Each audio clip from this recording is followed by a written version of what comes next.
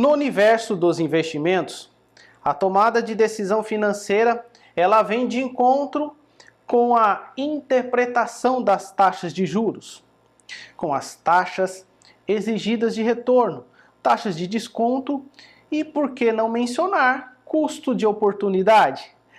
Desmistificar as taxas de juros explorando como elas podem ser interpretadas, no caso, somando uma taxa real sem risco, ou se falarmos de prêmios que compensam para os investidores assumirem diferentes tipos de riscos, não é uma tarefa simples de se explicar para quem possui um perfil conservador, por exemplo. Entender como cada componente contribui para a taxa de retorno geral, fazendo com que o investidor ele possa tomar decisões mais acertadas, mais informadas, é o melhor a se fazer. Mas, para se fazer isso, nós precisamos entender o seu cálculo e interpretar o seu impacto, considerando aquela frequência de capitalização. Afinal, compreender como calcular e interpretar a taxa efetiva anual, por exemplo, é fundamental para avaliar o verdadeiro custo ou retorno do investimento ao longo do tempo. Eu vou mostrar aqui um exemplo para explorar esse tipo de problema relacionado ao valor do dinheiro no tempo, de uma forma simples. No caso, utilizando aqui a frequência de capitalização para guiar esse conceito ficando mais tangível, demonstrando assim o uso da linha do tempo como ferramenta relacionado ao valor temporal do dinheiro. Vamos lá?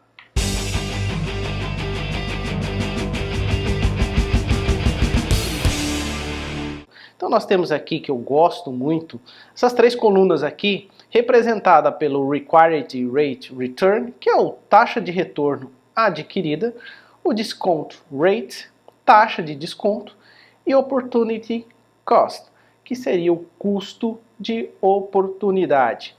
Considerando num fluxo que o valor tem dinheiro no tempo, suponhamos que hoje ofereça para você um ativo que pague R$ 1.100 a uma taxa, vamos colocar para ficar bem simples, tá? Que a questão aqui não são os cálculos e nem os números, mas sim o conceito, tá?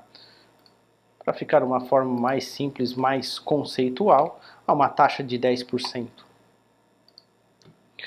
Bom, esses 10% aqui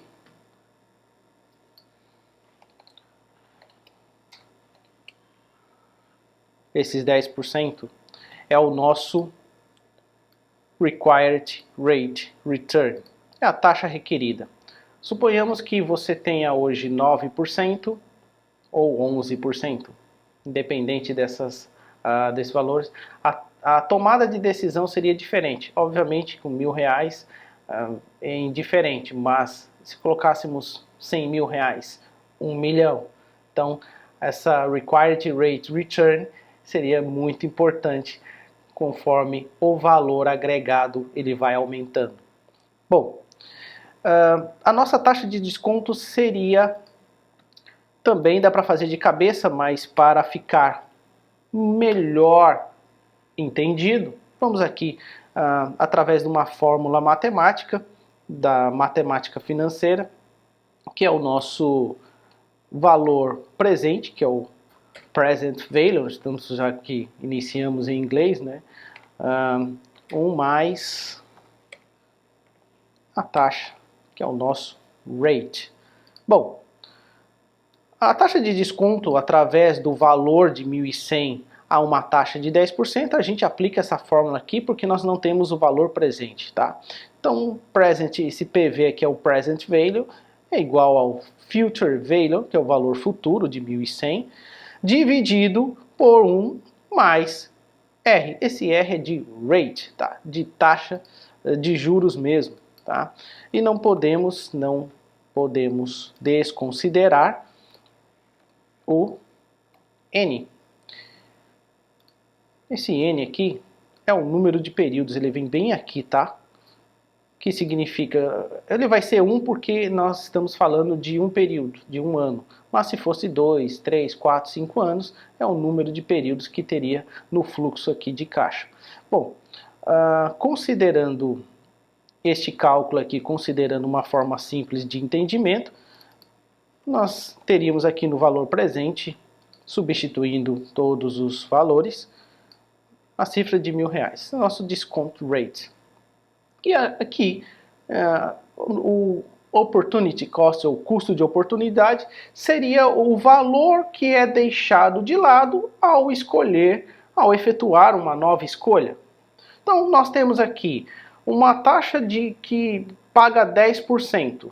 Nós temos aqui uma taxa de desconto, considerando 1.100 no valor futuro de um ano, e temos hoje aqui taxa descontada de 1.000, o que nós temos que entender para efeito de tomada de decisão é que o que eu faria hoje que poderia substituir o investimento, ou seja, qual seria a minha possibilidade de ganho que teria um valor agregado acima de 10% ao ano, ser positivo ou negativo.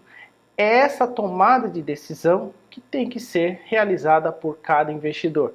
E nessa questão que eu entro, obviamente R$1.000 é um valor para muitos irrisório nesse sentido de investimento e tomada de decisão, mas aqui é para efeito de cálculo. No caso de 100 mil, 1 milhão, 10 milhões, a taxa requerida é muito importante, bem como o discount rate, a taxa de desconto e o custo de oportunidade, porque você não vai jogar na mesa um valor agregado elevado sem considerar outros aspectos de investimento. Então, basicamente, para a tomada de decisão, todas essas questões têm que ser levadas em consideração. E este é uma forma básica que eu tento explicar, mas, obviamente, o conteúdo completo eu falo no meu curso de mercado financeiro que nós fazemos ao vivo, né, pela internet, pela web. Mas aqui fica para um entendimento melhor sobre o valor temporal que eu venho aqui trazer. Lembrando que, se tiver alguma dúvida em relação ao que foi feito de uma forma breve, estou à inteira disposição no contato @fatosvalores.com.br. Escreva lá, manda sua dúvida ou sua pergunta, estarei à disposição para responder. E é isso, muito obrigado, espero que eu tenha passado de uma forma, diria, breve, simples, dessa questão do tempo ou o valor do dinheiro no tempo. Até o próximo vídeo.